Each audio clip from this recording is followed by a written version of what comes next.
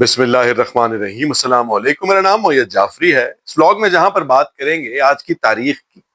جہاں پر بات کریں گے کہ یہ دن انتہائی اہم کیوں ہے آپ کے لیے، میرے لیے، تمام پاکستانی قوم کے لیے، وہاں پر اس بارے میں بھی سوچیں گے کہ وہ شخص جس کا سب سے اہم کردار تھا اس ساری جنگ میں، پاکستان کو وہ حکمت عملی دینے میں، جس نے یہ جنگ پاکستان کو مئی میں ہونے والی جتوائی، آج اس کو کیوں اگنور کیا گیا، آج اس کو نظر انداز کر کے پیچھے کیوں پھینک دیا گیا، وہ شخص کون ہے، اس بارے میں آپ کو بتائیں گے۔ اور اس کے ساتھ ایک اور بھی بات کریں گے کہ آج کے دیے گئے ایوارڈز کے حوالے سے کہ ان میں وہ کون سا ایک ایسا نقطہ ہے جس کو دیکھ کر، جس کا انتظار کر رہا ہے دشمن کہ اس کو نوٹ کرے اور اس کے بعد اس کے اوپر بکواسیات کرے، اس میں پاکستان نے کس طرح سے فیئر آف کیا۔ مگر ان ساری باتوں سے پہلے یہ بات ماننا اور اس کا ذکر کرنا انتہائی ضروری ہے کہ آج کا دن، یہ یوم آزادی پاکستانیوں کے لیے انتہائی اہم کیوں ہے۔ یہ یوم آزادی پاکستانیوں کے لیے انتہائی اہم اس لیے ہے کیونکہ بہت کم ایسا موقع ملتا ہے ہمیں بحیثیت قوم، جہاں پر ہم اپنی تمام مصیبتوں، تمام پریشانیوں، تمام کمائیگیوں اور ان تمام گھٹن کے ماحول پیدا کرنے والی چیزوں سے تھوڑا سا وقت چرا کر ایک ایسے ماحول میں ایک ایسی چیز کو سیلیبریٹ کریں کہ جہاں پر ہمیں اپنے پاکستانی ہونے پر فخر ہو۔ اور یہ فخر پاکستانی ہونے کے اوپر جو ہے وہ صرف اس جنگ نے پاکستان میں رہنے والے پاکستانیوں کو نہیں دیا، بلکہ اگر آپ اپنے ارد گرد کوئی دوست یار آپ کے باہر کے ممالک میں رہتے ہیں تو ان سے بات کر کے دیکھیں، آپ کو پتہ لگے گا کہ انہوں نے بھی آپ کو یقیناً بتایا ہوگا کہ کس طرح یہ جنگ جیتنے کے بعد پاکستان کی جو بیرون ملک دوسری قوموں کے بیچ عزت ہے وہ کس طرح بلند ہوئی ہے، کس طرح پاکستان کے اس عمل کے بعد، کیونکہ اگر آپ پوری دنیا میں دیکھیں تو ہر جگہ مسلمان بیچارے پٹ رہے ہیں، مار کھا رہے ہیں، ظلم اور زیادتی اور جبر کا شکار ہیں، مگر یہ وہ واحد ایک واقعہ تھا جہاں پر کسی مسلمان ملک کے اوپر کسی نے میلی آنکھ اٹھائی اور اس کے بعد اس آنکھ کو ایسا پھوڑا گیا کہ ابھی تک وہ بوکھلاہٹ کا شکار ہے بھارت۔ اور یہ وہی وجہ ہے، اسی کی وجہ سے آج پاکستان جو ہے وہ ایک پوری دنیا کے میپ کے اوپر، آپ سیاسی طور پر جتنا مرضی جس جگہ پر ڈس ایگری کریں، میں خود کرتا ہوں کہ جہاں تک پاکستان کے اندر سیاسی معاملات کی بات ہے، جہاں تک پاکستان کے آئین اور قانون کے مطابق مختلف اداروں کے آپس میں جورسڈکشن کا تعلق ہے، وہاں پر ہم اس بارے میں جتنی مرضی ڈیبیٹ، جتنی مرضی تنقید کرنا چاہیں کرتے ہیں، مگر جتنے ہم اس کے بارے میں پیشنیٹ ہیں، پاکستانی قوم نے اور پاکستانی افواج نے یہ ثابت کیا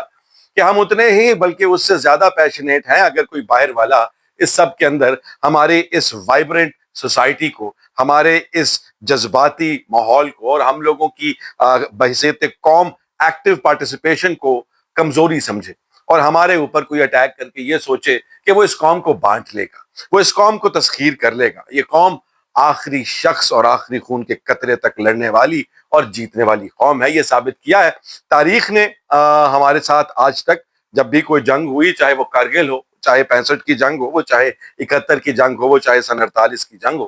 آج تک ہمیں جو تاریخ پڑھنے کو ملتی ہے انٹرنیشنل یا ہماری لوکل، اس کے اندر بہت سارے تضادات نظر آتے ہیں، اس کے اندر بہت سارے مختلف ورژن نظر آتے ہیں۔ کئی جگہ پر ایسا لگتا ہے کہ کچھ سمجھ نہیں آ رہی کہ کون جنگ جیتا، کون جنگ ہارا، ہر جو ہے، مگر یہ وہ وقت تھا، یہ وہ جنگ تھی جس کے اوپر نہ صرف پاکستانی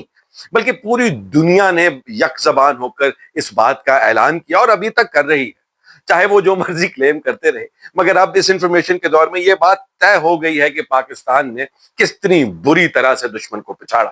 اور اس سب کے پیچھے ہمیں یہ بتایا گیا کہ ایک شخص تھا جو بیٹھ کر جسے کہتے ہیں شیڈوز میں، پردے کے پیچھے بیٹھ کر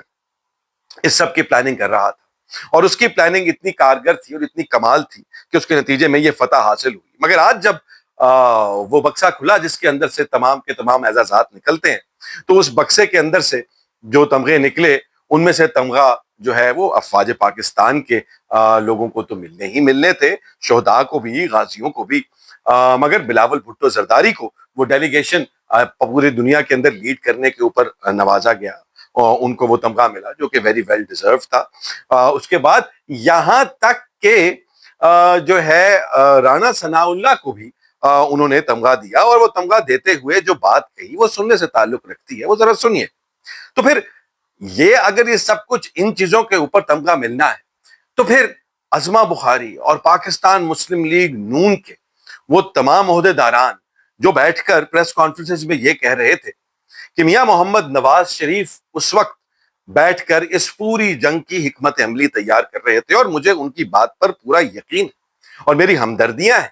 میاں محمد نواز شریف کے ساتھ، اور میں اس بارے میں احتجاج اپنا ریکارڈ کرانا چاہتا ہوں کہ اگر رانا ثناء اللہ کو ایوارڈ مل سکتا ہے، ان کو تمغہ مل سکتا ہے، تو پھر میاں محمد نواز شریف جیسے لیڈر کو، جن کی حکمت عملی پر عمل کرتے ہوئے ہم نے یہ تمام کی تمام جنگ جیتی، ان کو وہ تمغہ کیوں نہیں دیا گیا؟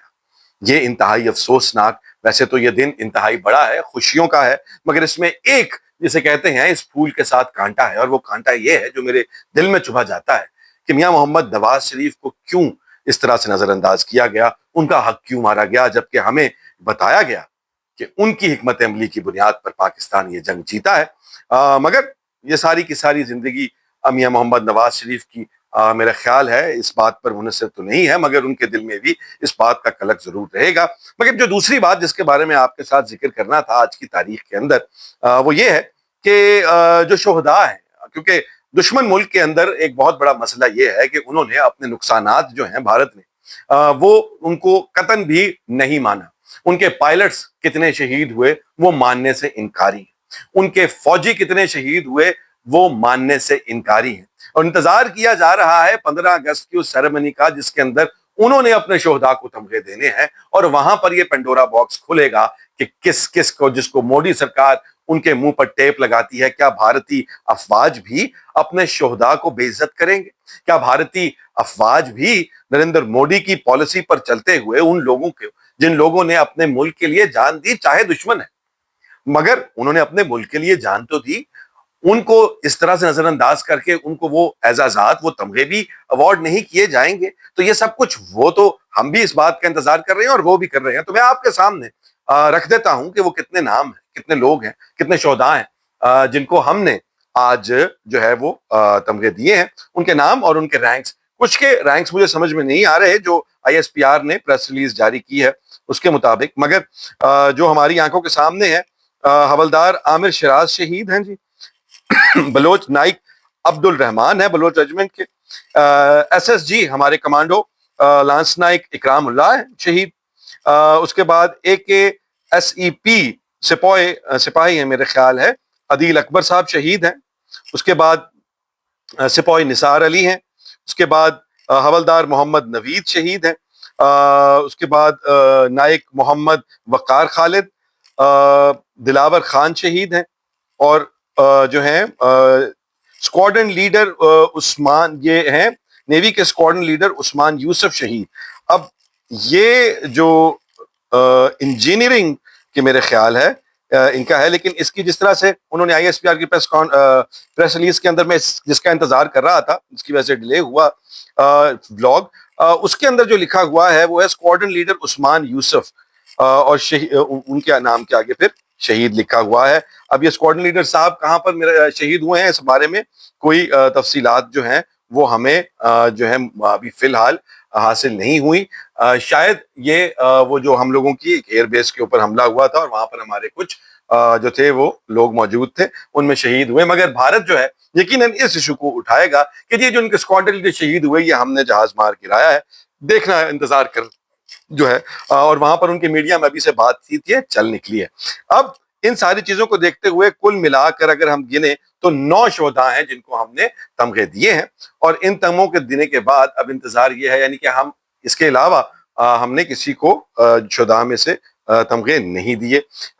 اس کی وجہ کیا ہے وہ میں نہیں جانتا، مگر یہ ہے کہ انتظار رہے گا کہ کل بھارت جو ہے وہ کیا اعلان کرتا ہے۔ اب آج کی تاریخ کے لیے ابھی بھی کچھ وقت باقی ہے زندگی کا اور اس دن کا، جس کو آپ اور میں ہمیشہ سے بچپن سے لے کے آج تک اسی طرح مناتے ہیں، جیسے کہ ہماری اپنی سالگرہ، اور اپنی سالگرہ تو خیر چھوٹی بات ہوا کرتی ہے، جیسے پورے ملک کے لوگوں کی ایک ساتھ کی سالگرہ ہے۔ وہ فارس شفیع